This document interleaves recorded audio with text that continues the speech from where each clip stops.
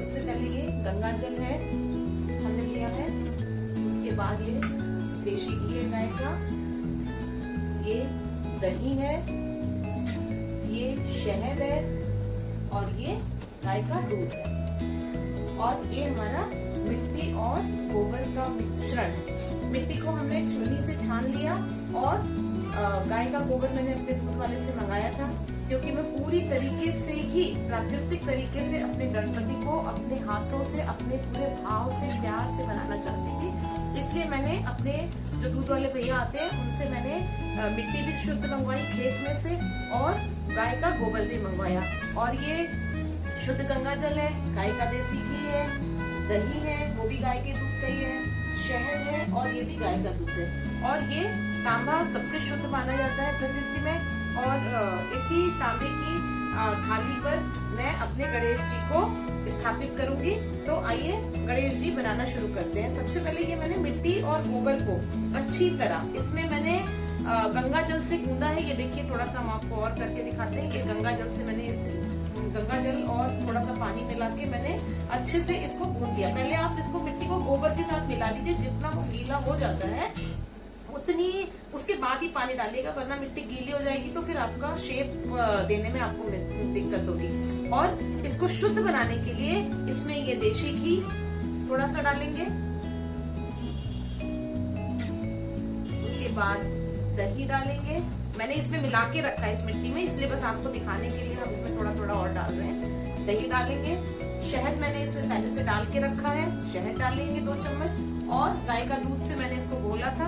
ये सारी चीजें शुद्ध है, पंचतत्व है और इन सब से ही मिला के ये पूरा मैंने ये मिश्रण तैयार किया है। और अब हम इसको गणपति का आकार देंगे। आकार देते समय आपके मन में भाव पूरे के पूरे गणपति से ही जुड़े होने चाहिए। उतनी देर तक जब भी आप कोई भी काम करो तो सिर्फ उसी के बारे में सोचो। जब आप उसी के बारे में सोचोगे तो पूरा आपका तन मन भाव प्रेम श्रद्धा सब कुछ इसी में रहेगी और मेरे ख्याल से निश्चित ही गणपति जी आपसे प्रसन्न होंगे और आपके घर में सुख समृद्धि का संचार करेंगे। तो आइए हम सबसे पहले अब गणेश जी बनाना शुरू करते हैं। बहुत आसान तरीके से हम गणेश जी बनाएंगे, बहुत ज्यादा तकनीकी नहीं उसमें लगाएंगे। भाव होने चाहिए, श्रद्धा होनी चाहिए और श्रद्धा और भाव से मिला अगर हमारे मन में है तो हमें हर चीज में जो भी रूप हम किसी का भी देखना चाहते हैं वो हमें दिख जाता है। अब आप देखो कि मेरी मिट्टी का ये गोला कितना स्मूथ है, इसमें कोई भी कंकड़ पत्थर या कोई भी ऐसी चीज नहीं है जो आपको बनाते समय हाथ में लगे या चुभे। तो ये देखिए मैंने ऐसे ऐसे करके एक बड़ा गोला बेस के लिए तैयार कर लिया गणेश जी का। ये उनका पेट है। आपको पता है कि गणेश जी का पेट बहुत बड़ा है।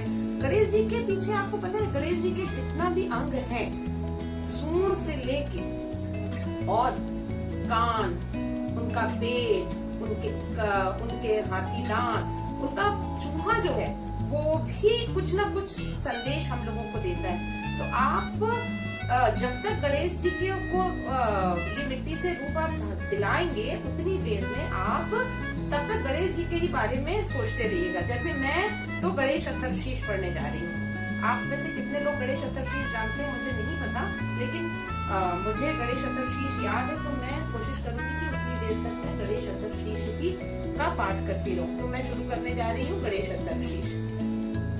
नमस्ते गणपतये त्वमेव प्रत्यक्षं तत्त्वमसि त्वमेव केवलं कर्तासि त्वमेव केवलं धर्तासि त्वमेव केवलं हर्तासि त्वमेव सर्वं खल्विदं ब्रह्मासि त्वं साक्षादात्मासि नित्यं रिक्तं वच्मिं सत्यं वच्मिं अव त्वं माम् अवक्तारम् अवश्रोतारम् अवदातारम् अवधातारम् अवानुचानुमवं शिष्यम् अवपश्चातात् अवपुरस्तात् अवोत्तरातात् अवदक्षिणातात् अवचोर्ध्वातात् अवधारातात् सर्वतो मां पाहि पाहि समनन्तात् त्वं वाङ्मयश्चिन्या त्वम् आनन्दमयस्तु ब्रह्म त्वं सच्चिदानन्दाय तुत्योऽसि त्वं प्रत्यक्षं ब्रह्मसि त्वं ज्ञानमयो विज्ञानमयोऽसि सर्वं जगदिदं तत्त्वो जायते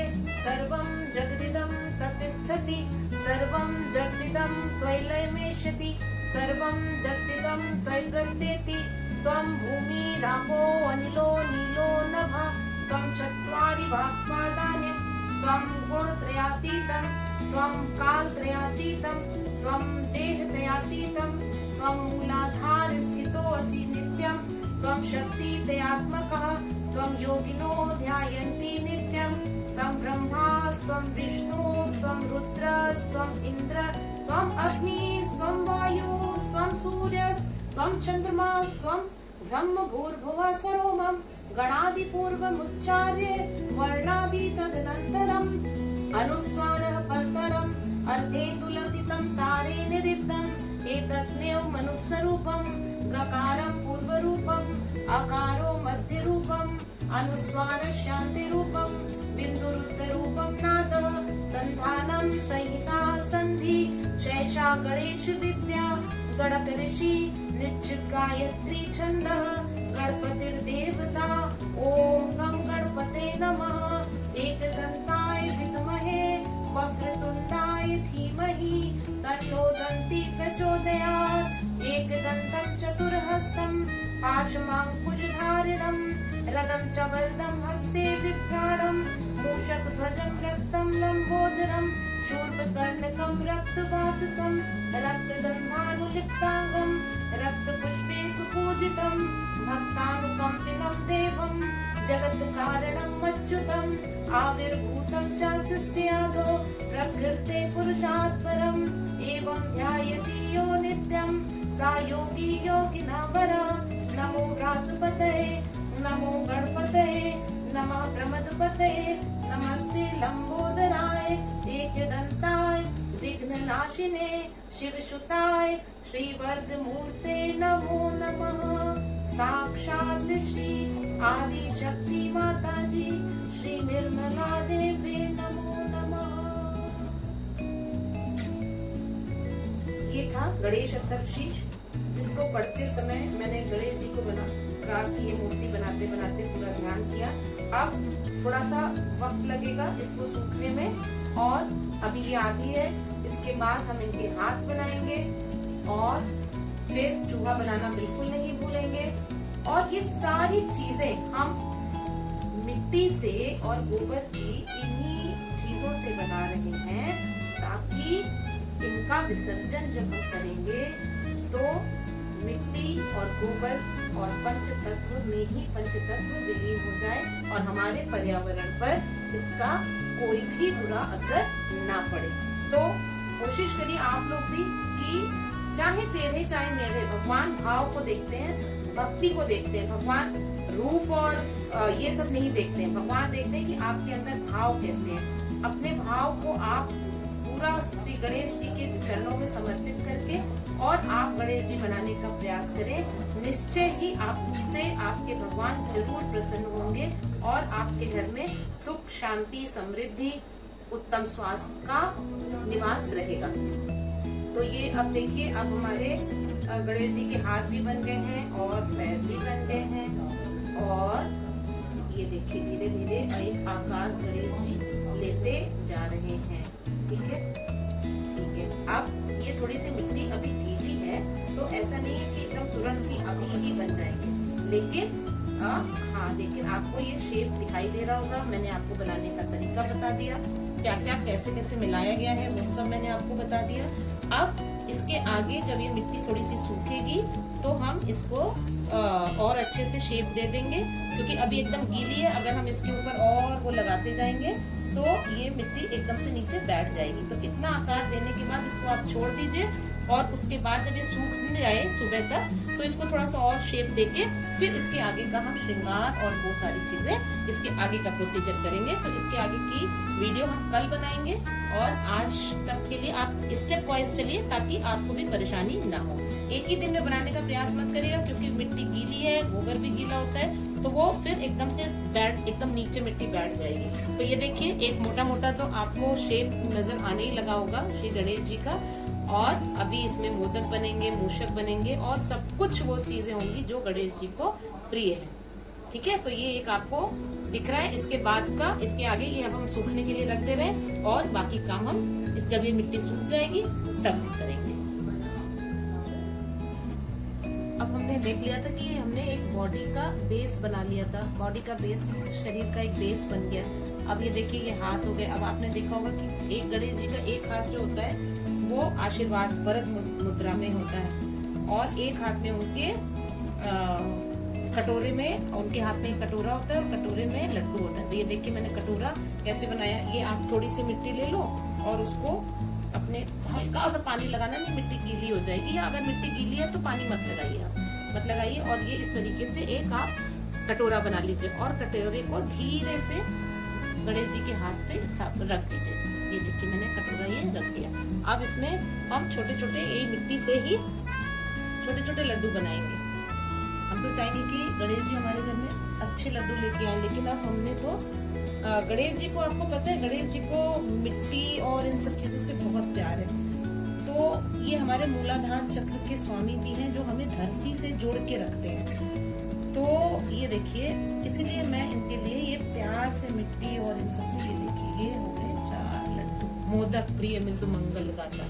अब ये मैंने इनके हाथ में मोदक रख दी और मिट्टी को कोशिश करिएगा मिट्टी कम से कम यूज हो ताकि बहुत भार ना हो जाए। अब ये देखिए मैंने इनकी सूंड भी ऐसे ही पतली सी, आप बहुत सूंड बनाने में थोड़ा सा ध्यान आपको रखना है कि दाएं और बाएं वाली जो सूंड होती है उसमें अलग अलग विद्वानों के अलग अलग तर्क हैं।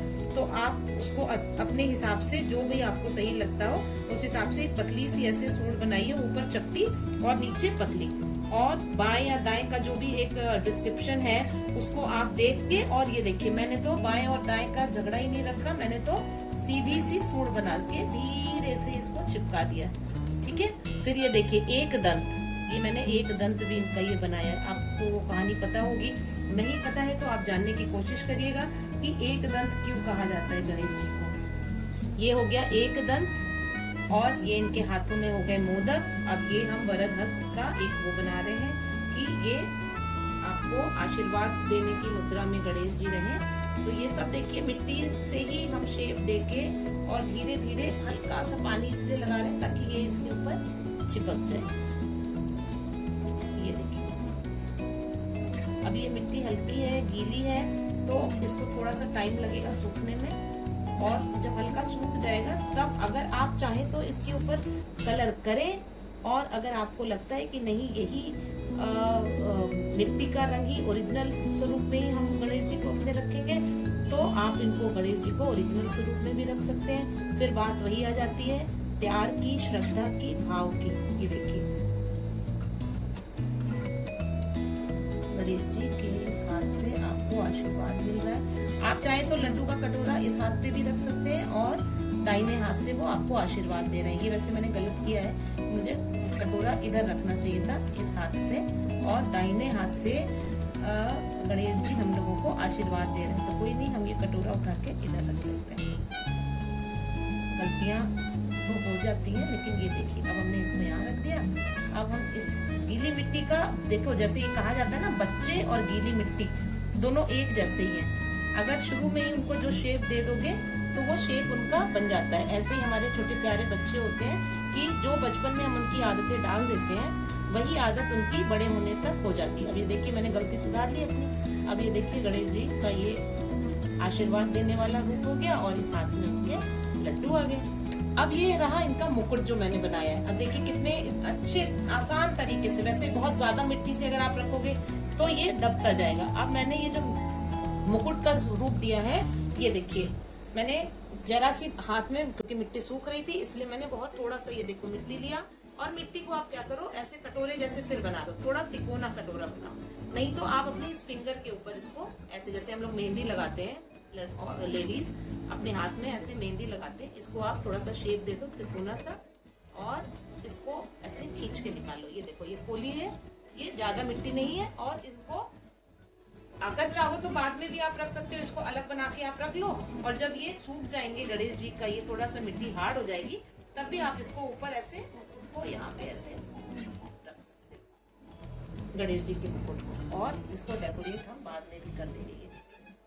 ये गणेश जी के मुकुट को हम यहाँ रख देते हैं। ठीक है, आसानी से ये आप ये हल्का सा ये ऐसे है ये, तो ये इनकी इस पे स्थापित हो जाएगा। ठीक है, अब इसके बाद हम बनाने जा रहे हैं सबसे प्रिय मुशुकराज।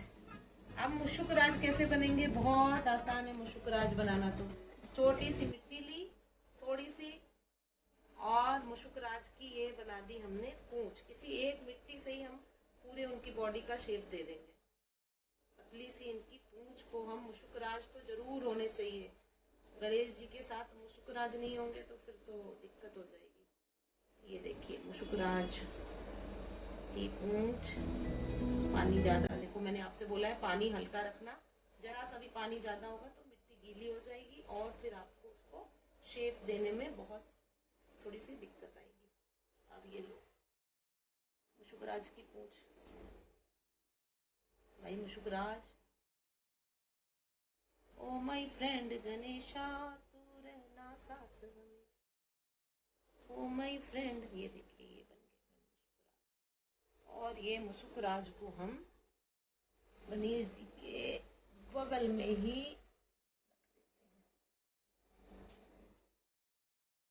अभी ये थोड़े से गीले हैं और थोड़ा सा शेप हम इनको और देंगे जब ये मिट्टी सूख जाएगी। अगर आपको लगता है मिट्टी ज्यादा हो रही है तो इसको निकाल सकते हैं, निकाल के और छोटे से मुशुकराज भी बना सकते हैं, जैसी आपके पास जगह हो। ये देखिए ये हो गए, ये अब सही बने। ये आ गए मुशुकराज, और मुशुकराज को हमने यहाँ पे स्थापित कर दिया गणेश जी के बगल में। ये आ गए मुशुकराज हमारे। ठीक है, अब इनकी हम आंख बनाएंगे, और आंख को आप जैसे कोई भी पेंसिल लेके या काली मिर्च लेके आप इनकी आंख बना सकते हो। गणेश जी की भी आंखों के लिए हम काली मिर्च का प्रयोग करेंगे, और उसी काली मिर्च से यहाँ पे हम 2 आंख लगाएंगे। जब थोड़ा सा सूख जाएंगे, आंख तो बना हुआ है, और उसके बाद हम आपको, अगर आप चाहो तो कलर करो, अगर आप नहीं चाहो तो कलर मत करो। और आपके पास कोशिश करना प्लीज कि प्लास्टिक की कोई चीज से इनको डेकोरेट मत करना, प्लास्टिक ना हो। आपके पास गोटा हो तो उनके गले में आप उनके गले में माला पहना दो, या ताजे फूलों की माला पहना दो, दूब लगा दो किनारे किनारे, लेकिन प्लास्टिक की कोई भी चीज आप प्लीज मत इनके लिए यूज करना। एकदम शुद्ध हो, प्रकृति को गणेश जी का एकदम साक्षात रूप मिले, और बहुत ही शुद्धता के साथ, पूरे भाव के साथ आप अपने गणेश जी को बनाइएगा। आप देखिए आपको थोड़ा थोड़ा तो रूप दिखाई देने लगा है। मुशुकराज भी बहुत प्यारे लग रहे हैं और ये गणपति भी बहुत प्यारे लग रहे हैं। अब ये थोड़ा सा सूख जाएंगे जब सुबह तक, तब हम इसके ऊपर कलर करेंगे बहुत प्यार से, और इनकी आंखें बनाएंगे, और ये पूरा मुकुट और ये सब डेकोरेट करेंगे। उसके आगे फिर हम आपको थोड़ी देर बाद दिखाएंगे, ताकि ये सूख जाए हमारे गणेश जी। तो इतना करके छोड़ दीजिए, रात भर सूख जाए अच्छे से।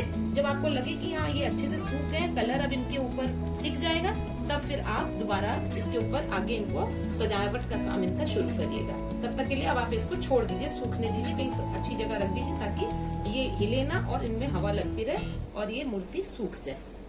ये देखिए ये एक ढांचा तैयार हो गया। लग रहे हैं ना गणेश जी? वेरी गुड, बहुत अच्छा। फिर यही बात हम कहेंगे, भाव, प्यार, प्रेम, श्रद्धा, समर्पण। और हमारे गणेश जी मुशुकराज के साथ हमारे साथ है, शुभ लाभ सबके साथ हमारे